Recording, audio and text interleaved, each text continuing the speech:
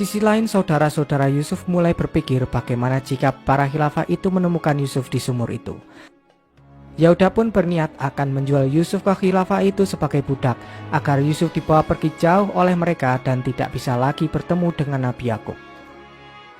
Yusuf yang melihat ada seseorang sedang mengambil air di sumur, berniat akan menaiki talinya. Tapi dia kembali teringat dengan kejadian saat saudara-saudaranya menzoliminya di atas. Dia pun lalu mengurungkan niatnya untuk keluar dari sumur itu. Tak berselang lama Jibril pun datang dan mengatakan bahwa para khilafah itu diperintahkan untuk menyelamatkannya. Tapi Yusuf juga harus ikut khilafah itu dan tidak boleh kembali ke ayahnya karena dia akan ditugaskan untuk menyelamatkan hamba-hamba Allah di suatu tempat. Yusuf pun tak tega meninggalkan ayahnya yang selalu bersedih di rumahnya. Tapi Jibril mengatakan bahwa Yakub harus bisa bersabar berpisah dengan Yusuf bertahun-tahun, karena itu adalah kehendak Allah. Jibril juga berpesan kepada Yusuf kalau dia tidak boleh menyebutkan nama dan jati diri kepada khilafah itu. Jika mereka menanyakan namanya, cukup menjawab bahwa Yusuf adalah anak sumur. Akhirnya Yusuf dikeluarkan dari sumur itu yang membuat para khilafah itu terkejut melihat anak yang begitu tampan keluar dari sana. ماذا كنت تفعل داخل البئر؟ لم تقع عيناي على ولد بهذا الحسن والجمال. Yusuf terlihat sedang mencari keberadaan saudara-saudaranya, dan tak berselang lama mereka pun datang lalu menyatakan bahwa Yusuf adalah budaknya yang kabur. Mereka pun berniat akan membawa Yusuf pulang, tapi Yusuf sempat mengatakan kepada Malik bahwa mereka telah membuangnya ke dalam sumur itu yang membuat Malik merasa iba terhadap Yusuf. Ketika Yusuf ditanya oleh Malik apakah benar dia budak mereka, Yusuf hanya menjawab bahwa mereka punya kekuasaan atas dirinya dan penanggung jawab urusannya. Hal itu membuat Malik berpikir bahwa jawaban Yusuf memiliki beberapa arti dan tidak akan mengembalikan Yusuf kepada mereka. Yahuda pun berniat akan merebut Yusuf secara paksa, namun hal itu langsung dicegah oleh Lavi yang lalu menawarkan untuk menjual Yusuf kepada Malik. Malik pun merasa aneh kenapa mereka begitu cepat berubah pikiran. Lavi pun mengatakan bahwa mereka sudah lelah harus selalu mencari kemana Yusuf pergi. Mereka pun saling berunding dan akhirnya mendapatkan sebuah kesepakatan untuk menjual Yusuf. Mereka juga meminta agar membawa Yusuf pergi sejauh mungkin agar dia tidak bisa kembali lagi. Yahuda lalu mengancam Yusuf jika dia kembali lagi ke Kanaan, maka dia akan langsung membunuhnya.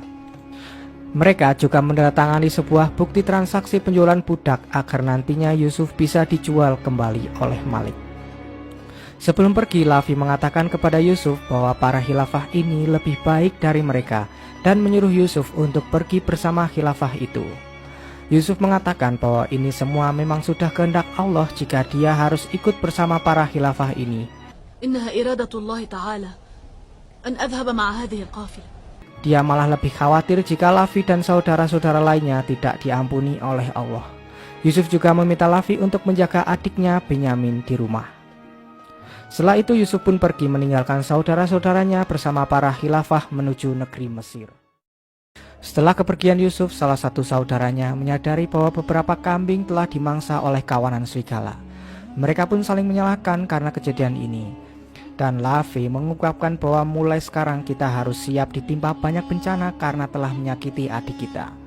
Yahuda yang sudah muak dan Lavi pun langsung menyerang dan terjadilah perkelahian antara mereka berdua.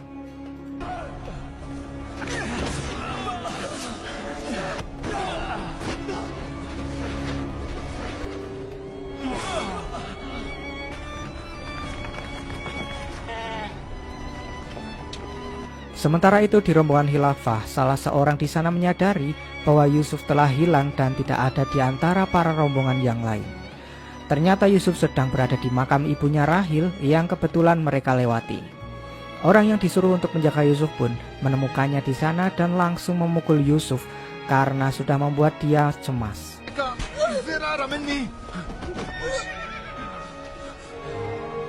Dia sangat marah karena majikannya dulu juga sering berkata bahwa Yusuf sering kabur dari mereka. Ketika dia akan memukul Yusuf lagi, tangannya merasa kesakitan dan tidak bisa digerakkan sama sekali.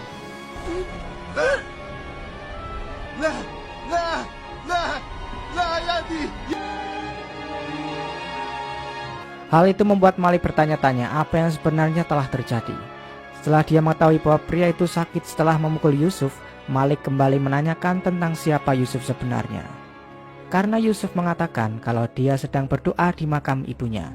Dan menurut Malik, para budak seharusnya tidak memiliki makam yang ditandai apapun, apalagi sebuah nisan. Dan ketika Yusuf tahu jika Malik ini adalah keturunan dari Nabi Ibrahim dan menyembah Tuhan Yang Maha Esa, Yusuf hampir saja mengatakan jika dia juga keturunan dari Nabi Ibrahim.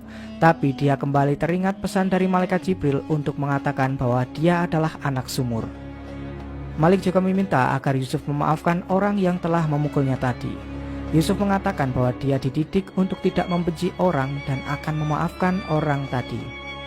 Di sisi lain, saat para saudara sampai di Kanaan, Yakub kembali bertanya kepada mereka apakah mereka menemukan Yusuf.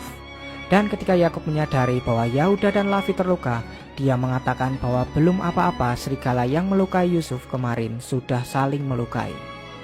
Kembali pada khilafah yang sedang beristirahat, Malik mengungkapkan banyak hal aneh yang terjadi saat mereka menuju Mesir. Mulai dari badai yang membuat mereka tersesat, hewan yang berhenti di sumur yang seharusnya airnya asin tapi ternyata airnya tawar, sampai menemukan budak yang akan dijual mahal nantinya. Ia berpikir bahwa semua itu memanglah kehendak Allah Subhanahu wa Ta'ala. Sementara itu Yusuf terus memperhatikan orang yang memukulnya tadi sedang berdoa kepada Tuhan Ashitar sesembahannya dan meminta pertolongan kepadanya. Yusuf pun mulai berdoa kepada Allah untuk menyembuhkan tangan orang tadi dan mulai memijat tangan orang itu. Dengan kehendak Allah, tangan orang itu sembuh dan kembali seperti semula. Orang itu pun langsung kaget dan menanyakan apa yang telah kamu lakukan hingga membuat tanganku sembuh. Padahal Malik juga sering memijatnya tapi tidak berpengaruh sama sekali. Salah satu sahabat Malik yang dari tadi memperhatikan Yusuf pun heran dengannya dan menanyakan apa yang kamu lakukan tadi saat menatap langit. Apakah kamu penyembah bintang? Jawaban Yusuf tentang Tuhannya membuat sahabat Malik itu terkejut dan kagum, karena Yusuf yang masih kecil memilih Tuhan yang lebih hebat daripada Tuhannya dan orang-orang lain. Orang yang tangannya sembuh itu pun langsung meminta maaf pada Yusuf karena tadi siang dia telah memukulnya. Yusuf sebenarnya rela dipukul oleh orang itu jika nantinya dia akan mendapatkan hidayah dari Allah. Sahabat Malik tadi juga memimpikan Yusuf jika saat dalam melewati ladang yang tandus, ladang itu langsung ditumbuhi tanaman yang hijau dan di atas kepala Yusuf ada awan yang memayunginya dari terik matahari.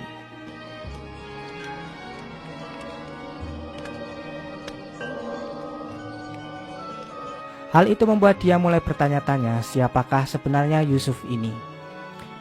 Siang harinya kejadian tadi malam diceritakan kepada Malik, tapi Malik mengira bahwa dia sembuh karena Yusuf sudah memaafkannya. Tapi sahabatnya mengira bahwa Yusuf ini adalah salah satu wali dari Tuhan. ما أوثق العلاقة التي بينه وبين إلهه لعله من الأولياء. Tak berselang lama ada seorang kakek-kakek yang sedang sakit dan Malik mengira bahwa umurnya tidak akan panjang lagi. Yusuf yang merasa kasihan pun selalu menemani kakek itu dalam perjalanan dan selalu mendoakannya. Dia juga mengatakan kepada sang kakek bahwa hidup dan mati adalah keputusan Allah dan menyuruhnya agar tidak putus asa. Yusuf terus berada di sisinya dengan memijat-mijat sang kakek.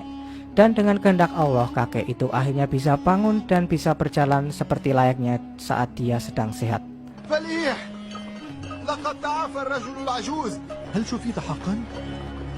ترى أبي Sahabat Malik yang terkejut pun kembali menanyakan ke Yusuf apakah dia yang menyembuhkan kakek itu sama seperti dia menyembuhkan tangan Hitmir.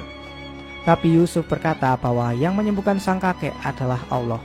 Dia hanya berdoa agar Allah menyembuhkannya. Hal itu membuat rombongan dan Malik merasa terkejut. Saat mereka melanjutkan perjalanan, Malik menjelaskan kepada Yusuf tentang negeri Mesir yang maju dan memiliki pemerintahan yang jelas. Yusuf kembali berdoa kepada Allah dan memasrahkan dirinya di negeri asing yang akan segera Yusuf datangi itu. Singkat cerita, mereka akhirnya tiba di perbatasan negeri Mesir yang dijaga oleh tentara penjaga. Yusuf merasa pakaian mereka sangat aneh.